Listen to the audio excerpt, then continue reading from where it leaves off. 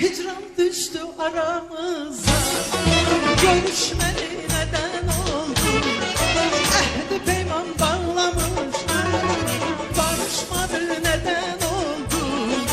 Ehdi peyman bağlamıştık, barışmadı neden oldu?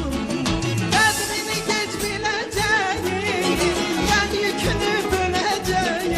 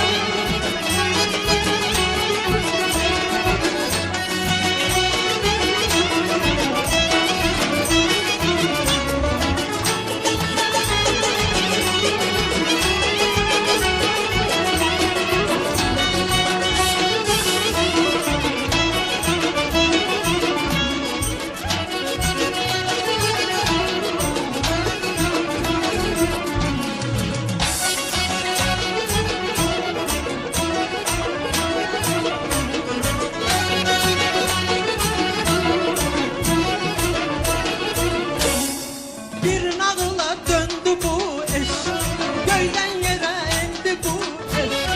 Yavaş yavaş söndü bu eş, alışmadı neden oldu? Yavaş yavaş söndü bu eş, alışmadı neden oldu? Kadrini geç bileceğim, ben yükünü böleceğim.